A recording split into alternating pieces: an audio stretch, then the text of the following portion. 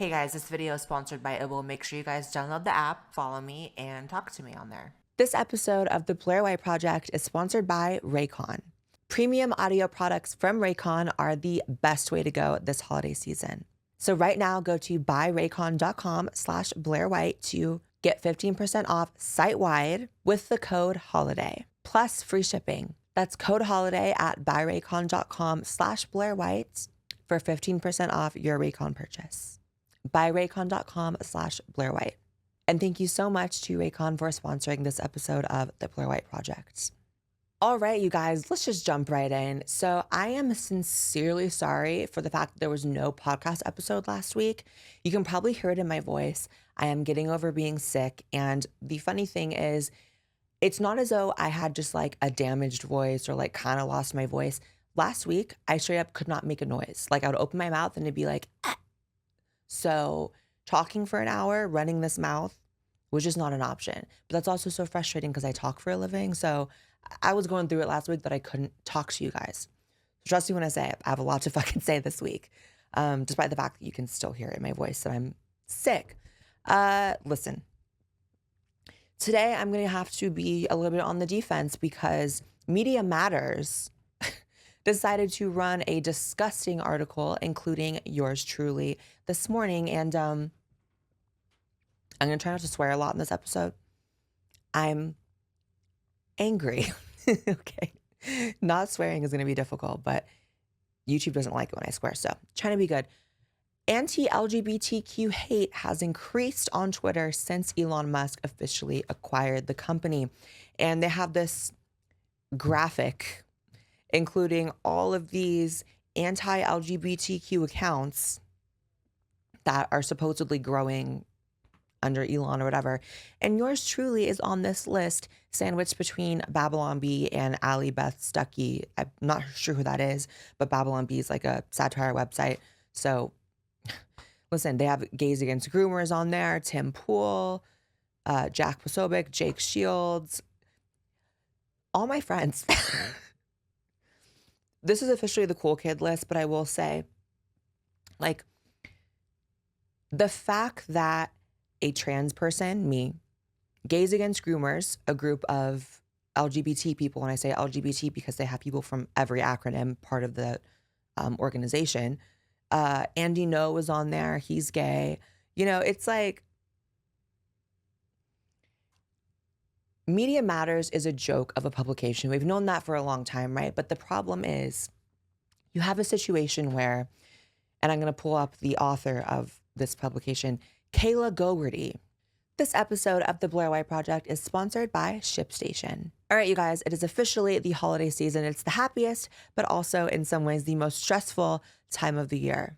Everyone puts off shopping until the last minute. And if you own a business, you know what it's like to be bogged down with emails from customers and be shipping things out sometimes at the last minute. This holiday season, give yourself the gift of stress-free holiday shipping using promo code Blaire at ShipStation.com.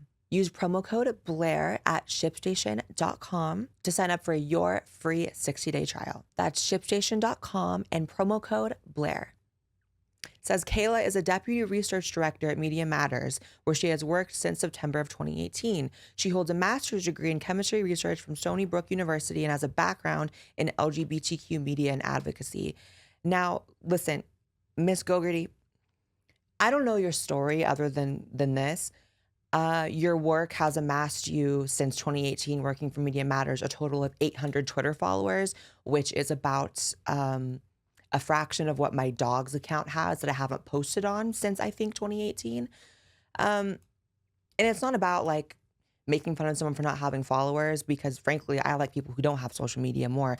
But it's just the fact that Miss Kayla Gogarty has the nerve, the absolute nerve, the balls, the cojones, if you will, to sit up calling a trans woman anti-LGBT simply because she doesn't agree with the way that I advocate for my effing community. I wish I could swear in this. I swear to God. It's probably better I can't, actually. You know, and Gays Against Groomers. I'm sorry. Is being anti-groomer anti-pedophilia? In what world is that anti-LGBT? And is what way for me advocating for my own experience as a trans person and an experience that was valid up until a few years ago, when it comes to the trans issue, how is that being anti-LGBT? And Kayla, I don't know if you are LGBT yourself. It seems like you have a background in LGBTQ like advocacy. Doesn't say what you are. Are you a lesbian? Are you bisexual? I mean, doesn't look like you're trans. You're not a gay man. I don't know what you are. And I know that people get kind of like annoyed when like lefty trans people say that like, cis people don't have an opinion or straight people don't have an opinion. I'm going to relate to the lefties in this sense. I don't have any respect for straight, non-trans, left-y people who are going to sit up and call me anti-trans because I'm talking about my own experience as a trans person and advocating for my community in the way I see fit. I don't care if you disagree with it or agree with it.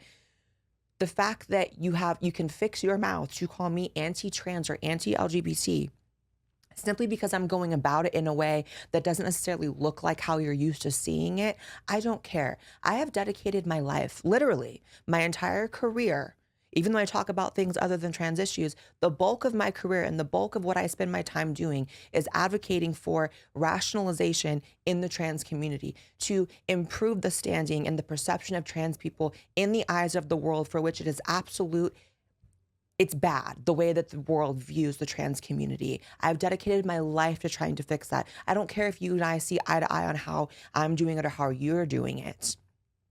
But I don't sit and call you anti-LGBT because you advocate in a way I don't personally agree with. I'm sure you're very pro-LGBT in your own way, but guess what? So am I.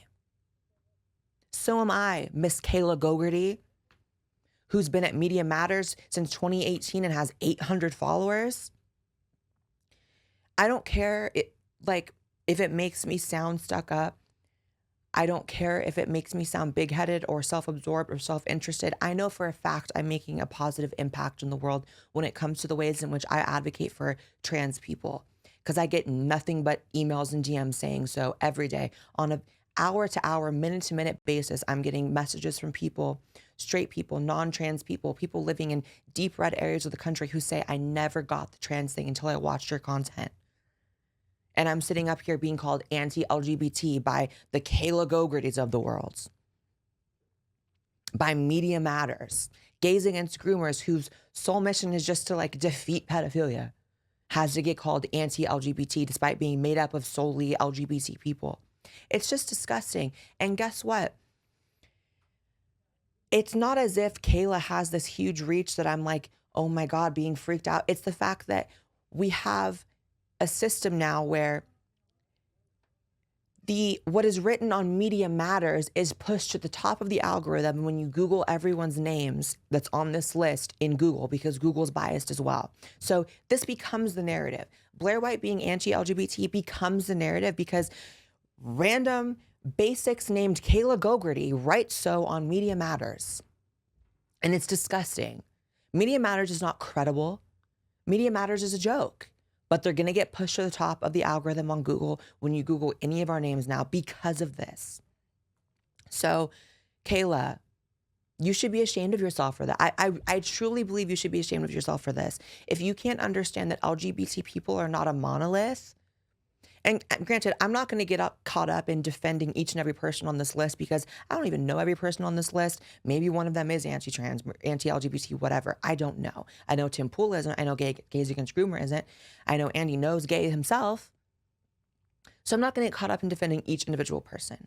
But when it comes to like the LGBT community is not a monolith.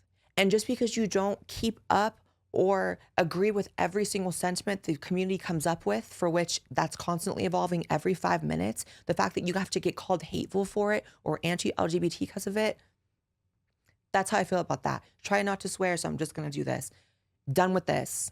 Done with the Kayla Gogartys of the world. These busybody, simpleton basics who have the nerve to even write stuff like that. Like, it's just disgusting. And I'm so glad I have this podcast now because on my main channel, I would never get caught up in like making some dedicated video to some like, just like idiot writing this in an article, right? But I have time today and I have time on the podcast now. It's an hour show. Done with the Kayla Gogartys of the world. Done with you. This episode of the Blaire White Project is sponsored by BetterHelp. As the world's largest therapy service, BetterHelp has matched 3 million people with professionally vetted and licensed therapists completely online. Plus, it's affordable. You just fill out a brief questionnaire to match you with a therapist. And if things aren't clicking, you can easily switch to a new therapist anytime. It could not be simpler. No waiting rooms, no traffic, no endless search for the right therapist. Learn more and save 10% off your first month at betterhelp.com/Blaire. That's BetterHelp, HELP.com/Blaire. My God. We're going to jump right into reacting to woke TikToks in this episode because I feel bad that I didn't have an episode last week. I know this is y'all's like favorite segment of the show. So let's just go. Here is an intro. Let's just play it. Let's just play it. Hi, friends. For those of you who don't know, I am Zero, and I have a 6-year-old transgender daughter that we called Bug, and she is awesome. Her father has filed for a modification of custody on the grounds that he says I'm making her be transgender. And that's really all I can say about that at this point. I'm not talking specifics about the litigation. I think it's okay to say that we've got court this week, though, and I would really, really appreciate any good vibes, prayers, or whatever your jam is, luck, and gotta protect the kid, right? If you would like more details, or maybe to help out with lawyer fees, there's a GoFundMe in my bio. Of course there is. Listen, I am just so sure that the woman with crazy bulging eyes and rainbow glasses who calls their kid Bug isn't actually pushing it on their kid. Like, one of the things that I really hate about this topic is you're expected to not believe what your eyes and ears just show you.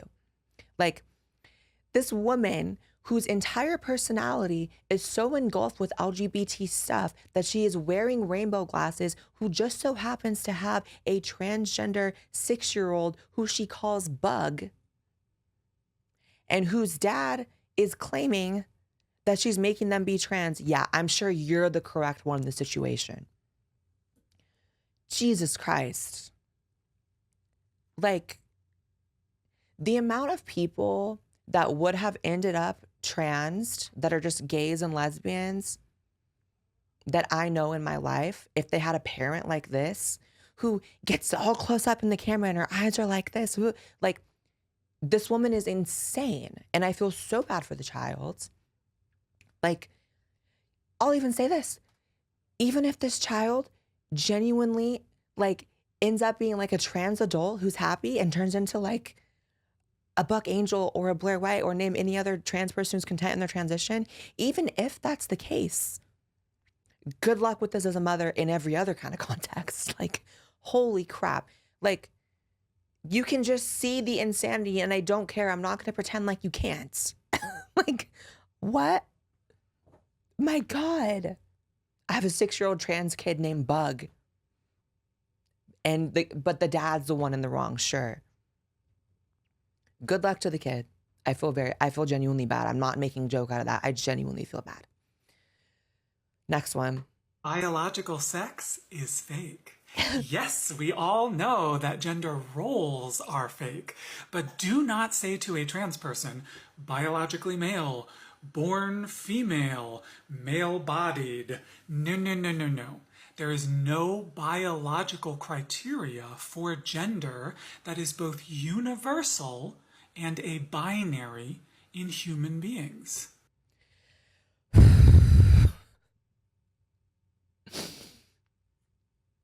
I am not advocating for self-medication, but I am advocating for myself to take something to cope with what this just did to my brain listening to it. Listen, this person's crazy. This person, I've seen TikToks all over the place. It's like, this person is deeply unwell. Sure, biological sex is fake just because you don't like it. Sure. Now what? Like, let's just say we let them have that. Let's just say we let them have that. Now what? And also, if biological sex isn't real, then What is the argument for anyone transitioning? Can we just talk about how, like, I know that a lot of the times when we get caught up in like trans activism and like the negative aspects of it, the focus is always like how it negatively impacts like women and children. And y'all know I'm the first person to speak up on that. Can we just set that aside for 1 second to talk about how this negatively impacts trans people? Because if that's what these people need to hear to understand the harm they're doing and how wrong they are, if we need to just focus on trans people for them to listen, let's do that for a second. So let's just pretend like this ideology doesn't harm women or children. We'll set it aside. Let's just talk about how it harms trans people. There is no reason why I would have transitioned if biological sex was fake. I have gender dysphoria because biological sex is not only very real, it is not changeable. Period. I don't care how many surgeries I have. I don't care what hormones I'm taking. Like, I am biologically male. I will die that way. I was born that way. The fact that I'm supposed to see that as a negative thing, first of all, is beyond me. It's like saying that it's a negative thing that the sky is blue. Why? You could hate the color blue with everything inside you, and there's still no rationalization that the sky being blue is a negative or bad thing. Now, for this person, Jeffrey Marsh, to say that there is no aspect of biological sex that is universal, it doesn't have to be. Intersex people can exist for this to all still be. Doesn't matter how you feel about it. You can say the sky is blue and someone can argue, well, it's not universally blue. Yes, there are times when the sun is setting and it appears to be orange. Yes, there's times of day where it is dark and not blue. Yes. It doesn't change the fact that saying the sky is blue is not an untrue statement. Jeffrey Marsh, you need to hang it up, baby girl. You need to hang it up. These types of people want to talk about who's encouraging anti-LGBT hate. Media Matters just ran an article accusing me of stoking the flames of anti-LGBT hate, and this person isn't. This person who is speaking for LGBT people, making them look like flat earthers, like science-denying dummies, that's not causing any hate? I need something. I don't know what's happening. Like, Jeffrey.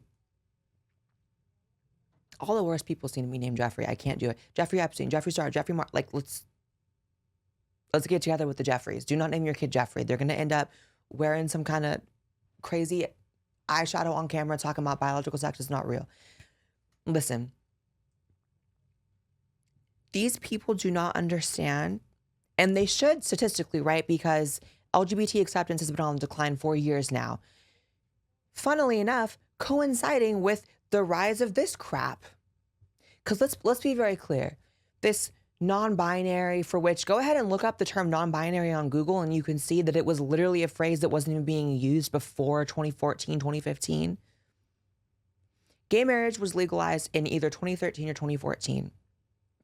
Correct me if I'm wrong. And Matt, let's Google it. When was gay marriage legalized in the US? 2015. Okay, I was wrong. 2015. It was literally directly after gay marriage was legalized that this non-binary craze started, that this science-denying craze started, that this just rabid like change from requesting acceptance stopped, and it started demanding submission. That was the change, right? We went from requesting submission to demanding submission. Requesting acceptance to demanding submission. My apologies. That is literally the time when acceptance statistically started going like this.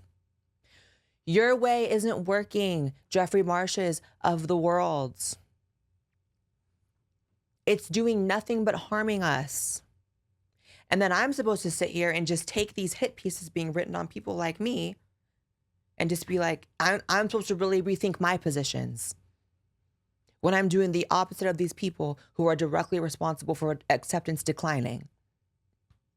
Maybe it's time to hang it up. Maybe it's time to give people who disagree with you a chance, because what y'all are doing is not working. And it's disgusting. I mean, let's move on. Next woke TikTok. All right, professor at UC San Diego says she automatically gives all students A's because she wants to decolonize her classroom. Grading is now a form of colonization. It doesn't stop and I'm going crazy. What's up, y'all? Dr. Purity here, and I'm going to talk to you a bit about how to decolonize a classroom and how I decolonize my teaching. So, first things first, we do not grade over here, okay? Anyone who takes my class automatically gets an A. They're told in the first week that they're going to get an A. The only thing that's required is attendance, and I have weeks of excused absences built in so that if people are sick or they have family obligations, it won't affect their grade. So since I'm not grading them, I'm just giving them A's. Like, how do I know that they're doing anything? And how do I know that they're learning anything? And so I also don't give homework. Surprise, surprise. And I run a discussion style classroom. So my students and I have equal part when it comes to bringing information to the table. We all sit together and share what we're talking about. And they get to use their critical thinking skills to apply the things they've learned in all their other classes. I like how she didn't even say. She was like, so how do I know they're actually doing work? And she didn't even say. I don't want to be that right winger who goes on some like college is a joke rant because I just don't know if I'm quite there, right? However, to pretend that it's not bordering on a joke at this point, let's just be real. Like, the idea that you're supposed to, great example. We'll go back to Kayla Gogarty. Kayla Gogarty, who has a degree in chemistry research, who's dumb enough to call a trans woman anti-LGBT. Why am I supposed to believe in 2022 that people with degrees are more intelligent, more capable, or more successful in life than people who aren't? When everyone around me is an example of the opposite. Like, I'm at the point where I'm genuinely seeing like people be substantially dumber if they also happen to have a degree. Like, going through college is a nightmare. The reason I started my YouTube channel is because I was in college and seeing how all the professors and all the students around me were literally so rabid and insane that I had the inherent knowledge just from being around them that I could not speak my mind on any issues in a free thought way. So I started a YouTube channel, and thank God I did. I'm here with y'all now. Love y'all. However, it's like, really, no grades, no homework, no, and I'm supposed to believe that people who come out of her class end up more intelligent because of it?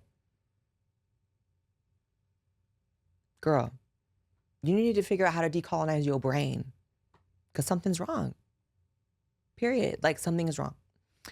All right, you guys, the most wonderful time of the year also happens to be the most stressful time of the year.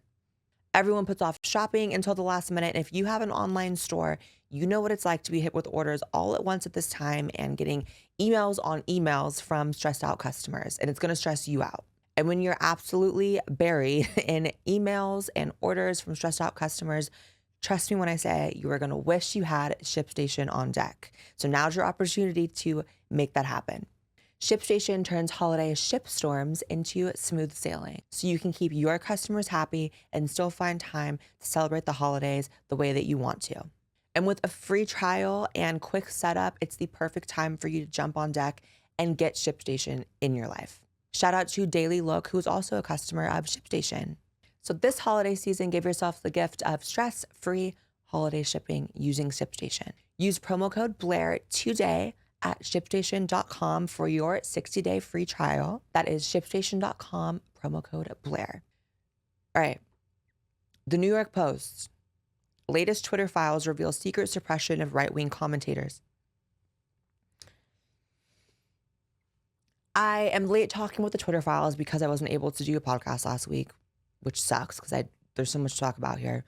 But we're just going to focus on the Twitter files that was released via Elon and via Barry Weiss, revealing the censorship that was taking place for, or against rather, conservatives on Twitter. Now, at this point, what are conspiracy theorists batting? What, like 200-0? Like, I don't understand. Like,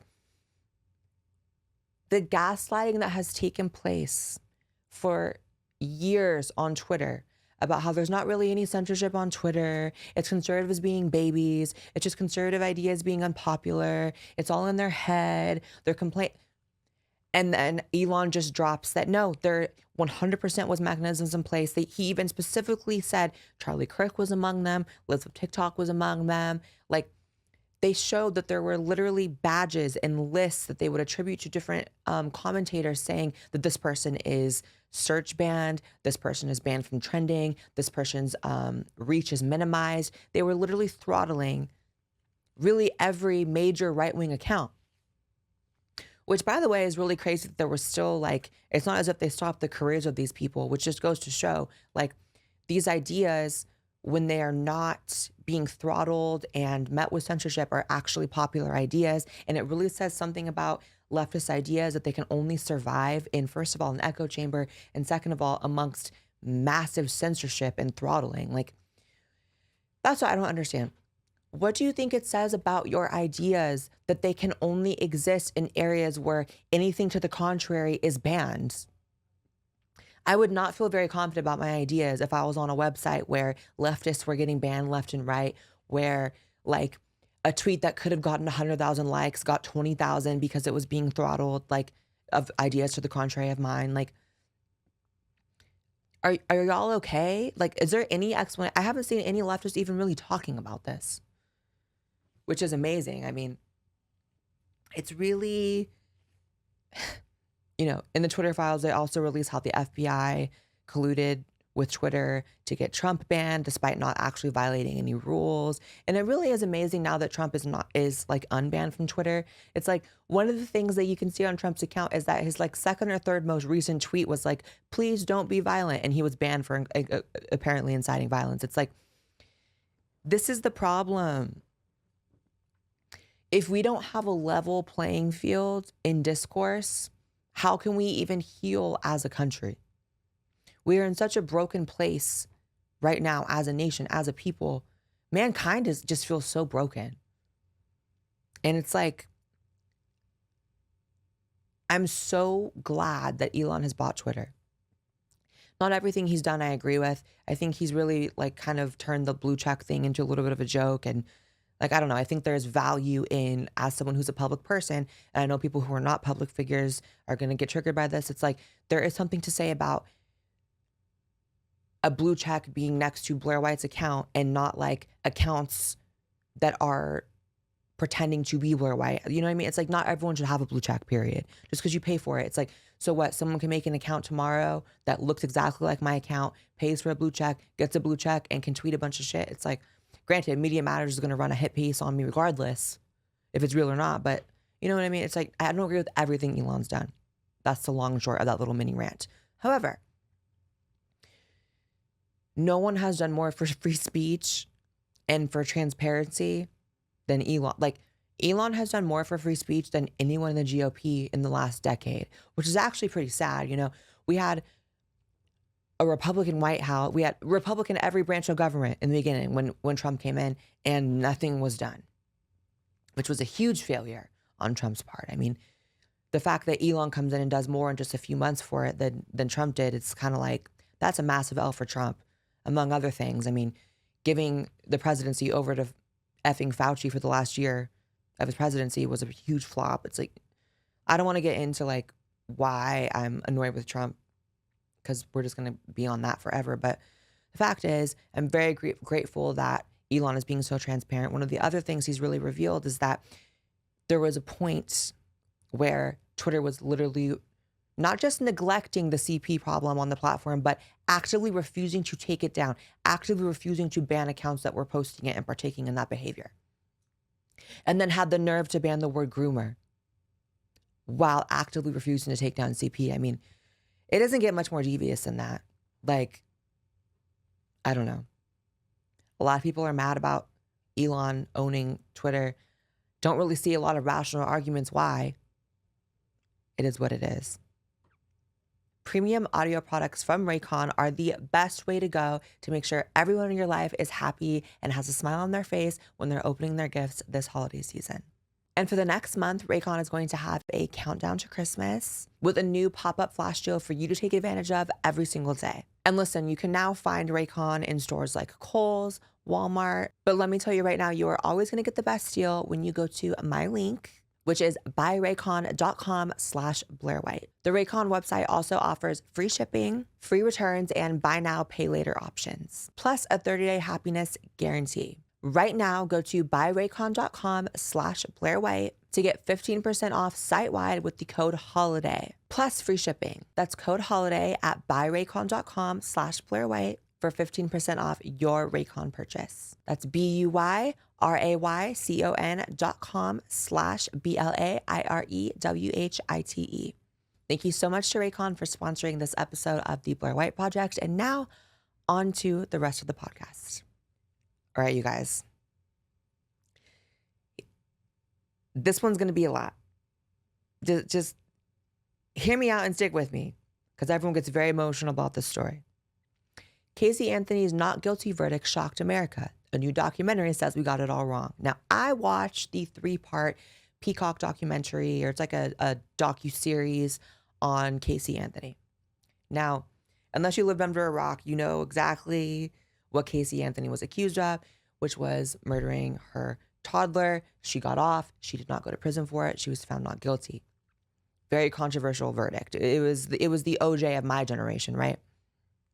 Now, I watched the 3-part documentary, and I am far from convinced, first of all. I'll just say it. Everyone's freaking out, getting ready to get mad. I am not convinced that Casey Anthony is innocent. That was the goal of the documentary. In my mind, not the case. I think that Casey was absolutely guilty and participated in the death of Kaylee Anthony. However, I do think also that the documentary did a great job of bringing facts to light that I think a lot of people weren't aware of.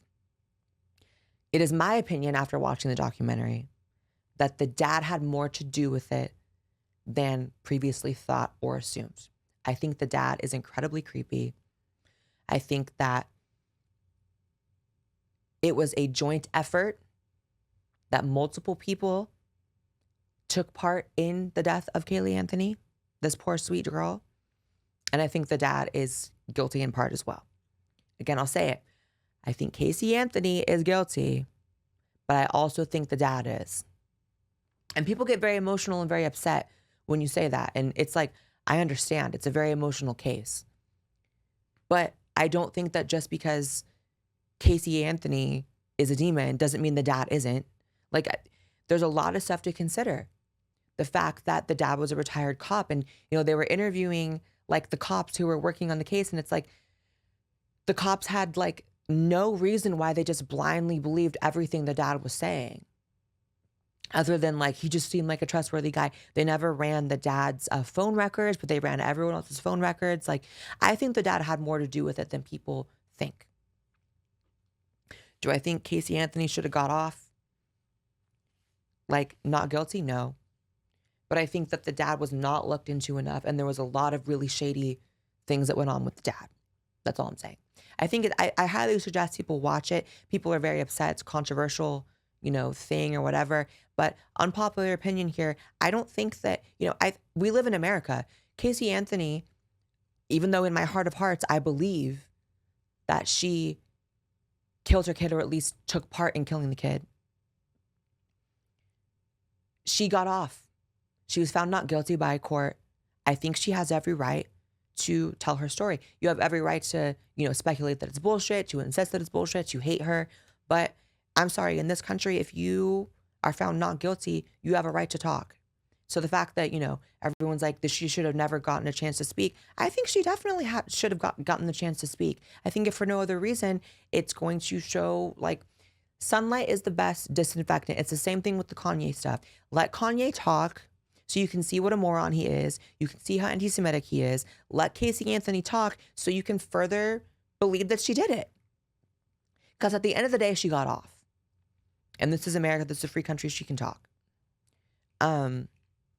I think that there were certain like seedy parts of the documentary. I think it was tacky in certain ways, but I do think it revealed information that people weren't really knowledgeable of. And I see people admitting that. I see people being like, yeah, she's still a piece of shit, but but the dad is creepier than we thought. That's all I'm saying. I don't think that she's innocent, but I don't think the dad is either. That's all I'm saying. Watch it. I think it was interesting, to say the least. You know, let's just go there. This episode of the Blaire White Project is sponsored by BetterHelp. There comes a time in everyone's life where they just wish that life came with a manual or some simple how-to guide on how to get through your problems. I've certainly been there. I know you've been there. Just admit it, I know you've been there. And let me tell you, no such guide exists. However, BetterHelp is the very next best thing. As the world's largest therapy service, BetterHelp has matched 3 million people with professionally licensed and vetted therapists available 100% online. Plus, it's affordable. Just fill out a brief questionnaire to match you with a therapist. If things aren't clicking, you can easily switch to a new therapist anytime. It's that simple. No waiting rooms, no traffic, no endless search for the right therapist. Learn more and save 10% off your first month of BetterHelp at betterhelp.com/Blaire. That's BetterHelp, HELP.com/Blaire. Thank you so much to BetterHelp for sponsoring yet another episode of the Blaire White Project. And without further ado, let's continue on into the rest of the episode. All right, I want to react to a video. This is a conservative, transgender, and transsexual walk into a studio. Now, this is a debate between one of my favorite people, Buck Angel, and a trans woman named Blossom, who you may recognize her, Caitlyn Jenner. I just said Casey Anthony. Caitlyn Jenner gave this trans woman a free ride through medical school, paid for her to go to medical school, put her on Ellen DeGeneres. And of course, because trans activists are usually the most demented people you can find, she has no appreciation for that. She bashes Caitlyn to this day because Caitlyn is white and privileged and has money and disagrees with her. So that's a reason to bash someone who gave you a free ride through school. But anyways, this is a very interesting debate. It's a long debate. We're just going to react to the part of it where they're debating, is gender dysphoria a mental illness? I'll have my thoughts. I'm sure y'all will too. Let's get into it. One is a really hot button one, and it's one that many differ on. And here's the statement: gender dysphoria is a mental illness. Now, either of you can hop in and give me your initial beliefs on this. I agree. I would say more of a mental disorder than a mental illness. I do have a mental disorder. I do have had a diagnosis 30 years ago of what we call gender dysphoria. And my dysphoria is a disorder. And the only way that I could actually fix on some level my disorder was to understand that disorder means that I don't necessarily see myself in the way I want the world to see me. So being born, I'm a biological female, born biologically female, and I wanted to live and be a man. And that was where my dysphoria laid. So my dysphoria needed to be sort of checked by a professional therapist. And I went to 2 years of therapy, who diagnosed me as somebody who had gender dysphoria. And from there I went on to take hormones and do surgery. And now I present to the world as a male. And so for me, that's where I lie in the fact that I have a mental disorder that I sort of fixed, for lack of a better word. So very important here. I feel the same way Buck does. There is nothing that could convince me that gender dysphoria is not a mental disorder. I mean, I don't care how many activists, take hold of the institutions that are, classify these things. I don't care what the DSM changed 2 years ago, 3 years ago. I don't care. If we're going to sit here and believe that depression, which for some people, it's depression, social anxiety, autism, like all these things are mental disorders, but being distressed with your sex, your biological sex, has nothing to do with being a mental disorder. Like, are you kidding? We're going to classify social anxiety as a disorder, but not gender dysphoria, simply so we don't hurt people's feelings. I'm sorry. I would rather work from the back to the front, working on the stigma against mental disorders, rather than just be so scared to classify something than what it is for fear of hurting people's feelings.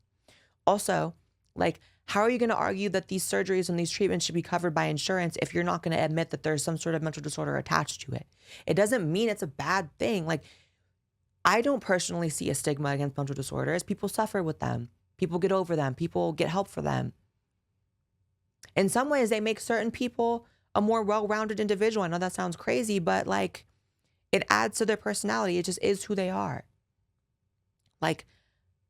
I absolutely believe that gender dysphoria is a mental disorder. Like, so it's something that exists in your brain that brings you distress mentally, but it's not a mental.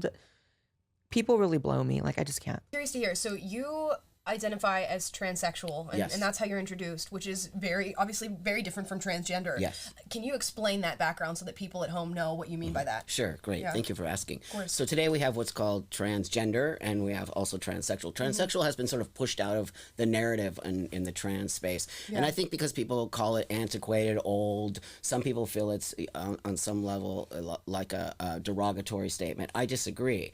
For me, a transsexual person is somebody who does live in the binary, who wants to be either male or female, who understands that they have a disorder called gender dysphoria, and want to just move forward in the world and live as men and women. We use surgery, we use hormones, we use all of those things in order to medicate ourselves, in order to present. It's real basic. We present to the world as men and women, and we also all understand, transsexual people understand the diagnosis of gender dysphoria, where now I believe transgender is now an umbrella term that encompasses many, many, many different identity choices. Even it could be somebody who has had a transition like myself, but calls themselves transgender. But I think transsexual is very specific to a mental disorder, to transitioning through the medical space, and wanting to live in the world as a binary sort of person. Does that make sense? Yes, it does. And you still... So I really have lately been working on saying transsexual instead of transgender, because Buck is absolutely correct. And I love Buck. Y'all know Buck has been a guest on this podcast, still a favorite of, for you guys, of the guests that have been on the podcast. And, I love how he lays it out so cleanly. Honestly, I feel like he's like a more well-spoken version of myself, because I just get so mad when I talk about this stuff. I just start popping off. Whereas Buck is a little older, is more reserved. He knows how to say things in a way that communicate. I just be popping off. So yeah, I try to say transsexual as well, because transgender is 100% an activist term, and it does really erase all the work that transsexuals put for decades and decades to be taken seriously. I agree. It does, and you still acknowledge in all the work that you do, I am biologically female. Yes. I just present as a male. So That's we're right. really taking on the social construction of gender and saying, right. I just want to be perceived as male. 100%. Okay, got that. Okay, and Blossom, how do you feel about this? How do you feel about gender dysphoria being a medical disorder? Is that something that you subscribe yourself to? Yeah, a couple of things here. Yeah. Question, are you a Gen Xer? I am a boomer. A boomer? Okay. I'm 60 years old. Okay, gotcha. Yeah. And so I'm a millennial, so Okay. let me name, first of all, that we're in two different generations, That's okay? right. Yes. So the terminology is going to be a lot different. It's going to be very mutable, because as things progress, as gender identity and sexual orientation, all these different things progress, the language and the vocabulary is going to progress. Do I think gender So leftists are obsessed with the concept of progression at all costs, as if all progression is good, right? It's like, so right off the bat, you're appealing to like, you're just old and you don't get it. But it's like, maybe you're young and you don't get it. Is that remotely possible? Like, just putting it out there. Not all progression is good. For the sake of it is not just inherently good. Do I think gender dysphoria is a mental illness? Absolutely not. It's really important to remember that the trans experience is not a monolith. That just because Buck has his opinion about what it is, that doesn't mean that that needs to be put on me, nor we need to deem that the entire experience. And anything I say as well, too, it goes both ways. I think for me, when it comes to gender dysphoria, a lot of us have struggled so much with our identity and being able to freely live who we are. And depending on where you live geographically, you may not have access to be able to align that, to be able to fix that. So for me, I think it was a big process where, I lived, like in Mississippi where I live, they called it gender identity disorder. So that used to make me cringe more than anything. Being, going to the doctor and, getting treated for other stuff and then having this gender identity disorder on my paperwork, it was just so, it felt very detrimental to my health. And so the reality of it is gender dysphoria, That's a you problem, baby. Blossom, could you possibly understand the possibility that it's actually empowering for people to be able to understand what they're going through and to be able to understand that it is a disorder? Because for me, that was very important in my journey to fixing my issues and living a life as full as can be, because I had to identify something was wrong with me in order to fix it. So your fear of attaching gender dysphoria to the phrase disorder is strictly emotional. It doesn't really matter how you feel about it. And you're stripping other people of their right to identify their issues because you don't want your feelings hurt. And you are inherently adding that stigma by doing that. Is gender dysphoria, I cannot put it in the category of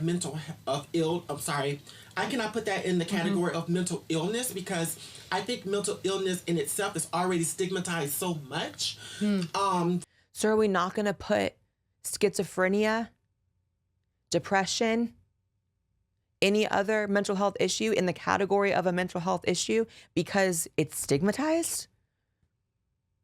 This is the stupidest argument to me. And it's crazy how common of an argument it is. We're not going to call gender dysphoria a mental disorder because it's stigmatized. So work on the stigma.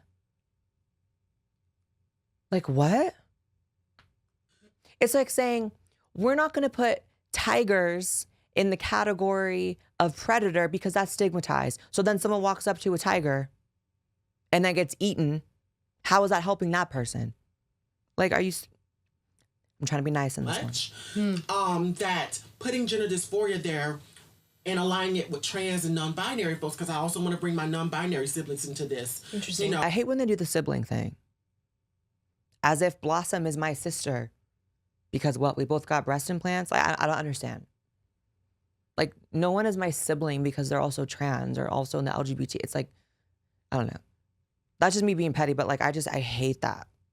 Pet peeve. Interesting. You know, Okay. I think we really need to unpack that to really get down to the nitty gritty of it. But I don't think gender dysphoria is a mental illness. It's interesting. The nitty gritty of it is that gender dysphoria is a mental disorder. Sorry. That's the nitty gritty. Like, I'm sorry. Before I transitioned, my gender dysphoria was so debilitating mentally that I was not able to leave the house. I had a boyfriend at the time who I couldn't go with him to the grocery store without having a panic attack. I couldn't go out in public. That is, if there is something going on in your brain that is limiting your ability to live life, that is a disorder, baby. And it's okay. You don't have to stigmatize it. You don't have to partake in anyone making that out to be a negative thing. Take the power back. Why are you giving them that power? So they decided it's a stigma, so you're just going to take that on and be like, okay, you're right, I won't. No. Interesting, because I think a lot of the reason why maybe trans people in particular, or people who identify with the progressive left, would say I don't think it's a disorder is because mental health has been stigmatized, because we view the word disorder as something that is inherently negative. That's right. Where a disorder is not necessarily inherently negative. It's just something that we deal with. And if I was waking up every day, which I will say, luckily, I do not, feeling discomfort in my body and looking in the mirror and going, this is not what I like, this is not who I am, I would feel disordered. Now, that does not have to be something that is negative or is stigmatized, but because we have stigmatized mental health. Yes. Which... Right. And you're taking away people's ability to figure out who they are.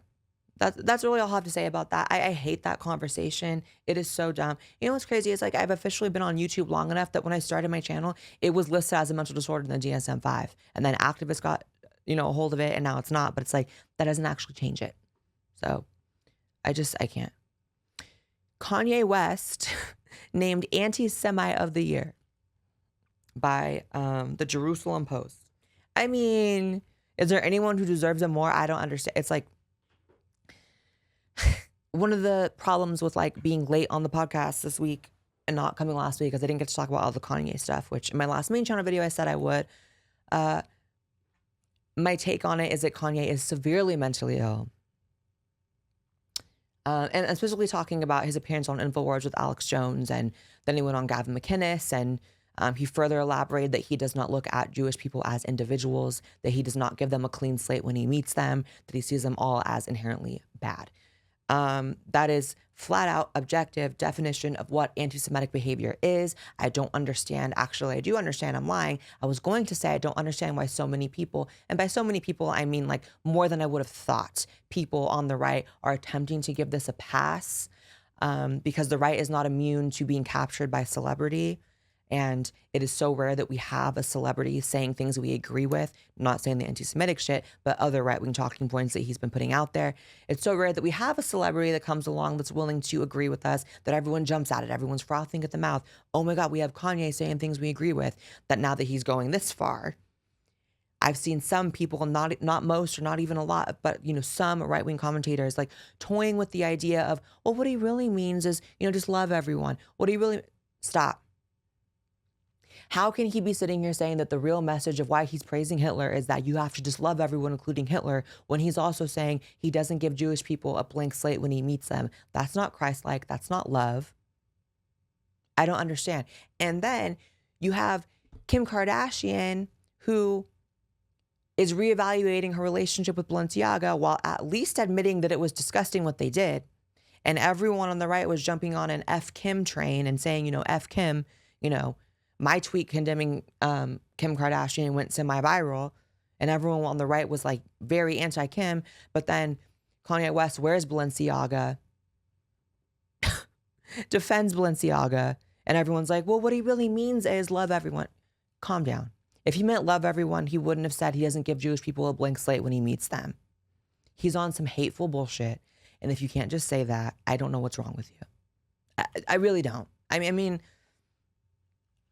it's the easiest thing in the world to just be like, yeah, he's being anti-Semitic. It really is that simple. I don't understand. I can't even give that any more oxygen. It's like ridiculous. Tim Pool dodged a bullet by Kanye walking out when he did. Also, God forbid you accidentally forget that Kanye changed his name to Ye, and you say Kanye instead of Ye, and they'll jump at you, right-wingers, just like, they call Caitlyn Bruce. The same right-wingers that will refuse to call, Caitlyn, and like, no, it's Bruce Jenner always to me. They sure as fuck jumped on the it's Ye to me train. And I'm wrong if I accidentally call Kanye because he legally changed his name. So did Caitlyn. Let's not act like effing libs, please. My God. It's a lot. It's a lot. DeSantis to investigate COVID vaccine related injuries. Yet another reason why I'm not going to say in love with DeSantis, but like I ride hard for DeSantis because you have Trump, the vaccine salesman, who's done nothing post-presidency but try to sell the vaccine to more people. And you have DeSantis actually doing the work being like, okay, this is hurting some people and we're not going to give in to the incredible stigma against speaking out on it. And we're actually just going to look into it and figure out what's going on. And no vax mandates in Florida. This is what I am voting on if DeSantis is on the ticket. How DeSantis is handling COVID and has handled COVID is enough for me. Like, there's been no greater threat to freedom in my lifetime from what I can see, and I know there's still a 2 in front of my age, than what happened post-COVID and during COVID. And DeSantis is the only person who stood up to it as much as he has. So to me, I'm sold on DeSantis, period. My God. Oh God, this one. Non-binary Biden official no longer employed in administration following alleged suitcase thefts. We talked about this in the last podcast, and at that point, Sam Brinton had stolen one suitcase from an airport, and we went in about how you have to be so insane to steal from an airport. Way crazier than just being a regular kleptomaniac, because anyone who's willing to commit a crime at an airport is 10 times crazier than anyone who's willing to commit a crime anywhere else, because the punishment is 10 times harder. It's like you're never getting away. There's zero chance of getting away with it at an airport. And if this person, Sam Brinton, was caught twice, they've done it like 100 times. Like, it is insane. And it's insane that it took 2 times being caught for the Biden administration to be like, all right, we gotta peace out with Sam Brinton. Why twice? You would think getting, a felony charge the first time would be enough, but I guess not. This is why you don't do diversity hires, hunties. Because, by the way, oh my God, story time. My best friend, JC Monduix, who was just in town, actually was in the same frat as Sam Brinton. Sam Brinton was in a fraternity, which first of all is funny on its own. JC was in the same frat as Sam, and Sam would throw high heel parties, like throw parties trying to get like the frat brothers to wear heels at these parties and like dress up. Total effing weirdo. Like how someone like that ends up in the White House is beyond me. Like beyond.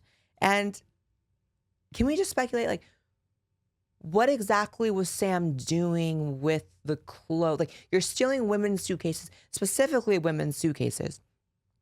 Is part of this what you're getting off on, like wearing the clothes that you find in the suitcases from the women you're stealing from? And why did you ever think you get away with it at an airport where everything is on camera? Absolutely insane. And this person ended up on the nuclear waste, like, what's even the top? Nuclear energy department? Like,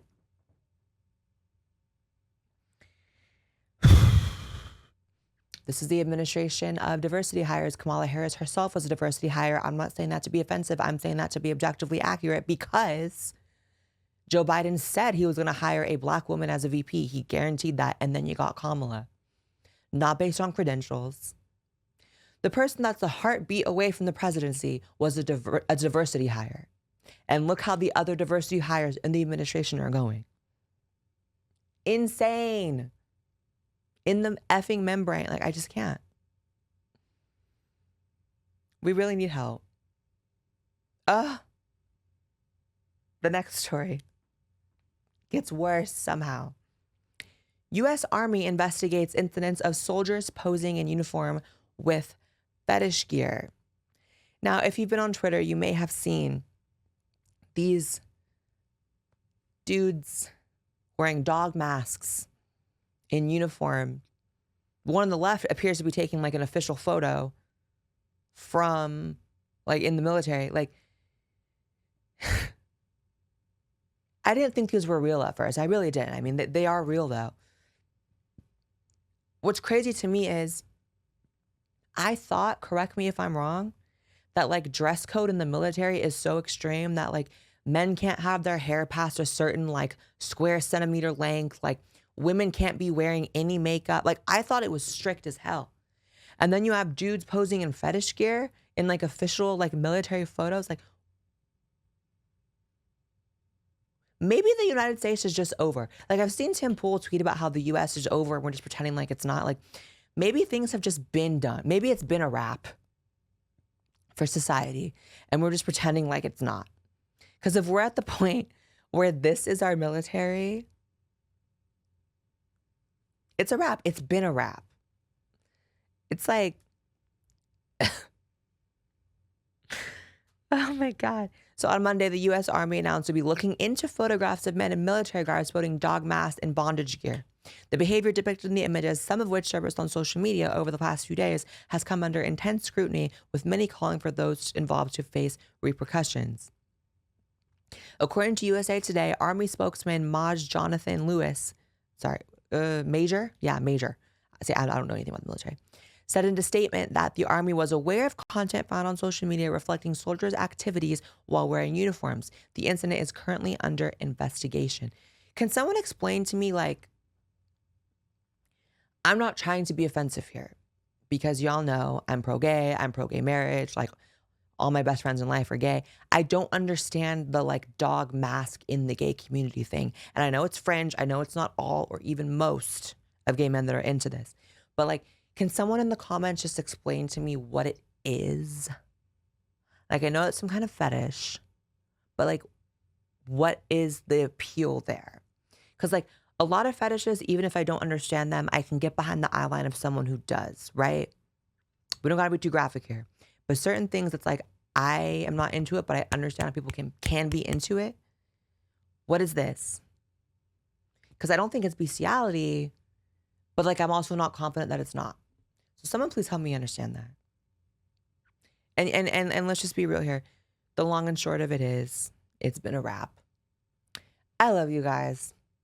Just like it's a wrap for America, it's a wrap from this podcast. Please rate this Spotify podcast 5 stars on the Spotify app. It helps me out so much more than you know. And we have so many ratings on there for a show of this age, and I want to keep it going. Please follow me on Twitter and Instagram. Follow my main channel for my main channel content. Subscribe to this podcast and stay tuned for clips from this podcast also going live this week on this channel.